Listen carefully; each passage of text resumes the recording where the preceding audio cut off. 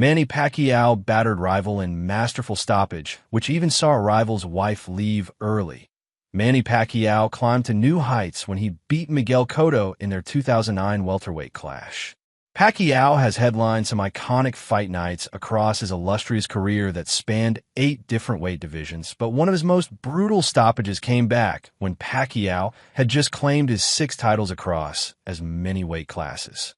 6 months after knocking out Ricky Hatton at junior welterweight, the Filipino found his sights set on moving into the 7th division of his career. In 2009, Pacquiao challenged the 2-division champion Cotto for his WBO welterweight belt. As they geared up for their clash, Cotto only had 1 loss on his professional record, and Pac-Man set out to change that.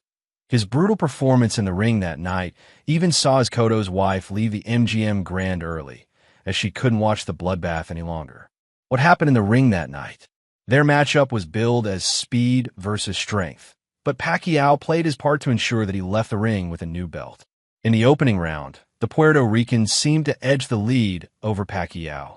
But once Pac-Man found his feet and subsequently knocked Cotto off of his in the 3rd and 4th rounds of the bout, it was clear Pacquiao would emerge victorious. Despite being dubbed as the bigger puncher prior to their encounter, Cotto simply couldn't faze the determined Pacquiao that was across him in the ring.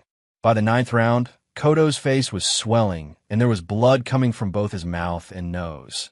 Manny Pacquiao beat Miguel Cotto to win the first Diamond Belt. Pacquiao gave Cotto a brutal beating, but also took a few big shots of his own. The fight proved too much for his wife Melissa, who left the arena with one of their children, luckily evading the sight of the blood streaming down his face from a cut that came in the 10th round. After that, Pacquiao's punishment was relentless, and Cotto was certainly flagging in the 11th round. It wasn't until the 12th and final round that referee, Kenny Bayless, finally waved the contest off. But that was time for Cotto to suffer one last battering at the hands of the Filipino in front of a sold-out crowd of 16,200 in Las Vegas, minus Cotto's wife and child, that is.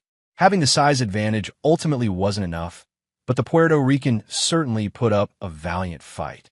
Pacquiao certainly proved himself at 147 pounds by overwhelming his tough opponent to claim his 7th title in a 7th weight class. What did Manny Pacquiao go on to do after beating Miguel Cotto? Pacquiao was inducted into the International Boxing Hall of Fame in 2025. Victory over Cotto saw Pacquiao become regarded by many as boxing's #1 pound-for-pound fighter. Although it seemed that holding titles across 7 divisions wasn't enough for Pac-Man, as he challenged Antonio Margarito for the WBC Super Welterweight title in 2010. After claiming a unanimous decision win, Pacquiao made history as the only boxer to win major world titles in 8 different weight divisions. Since then, he reversed his retirement at the age of 46 to challenge Mario Barrios for his WBC welterweight title. Although the bout was declared a draw, Pacquiao's valiant performance against Barrios marked his comeback to the boxing scene.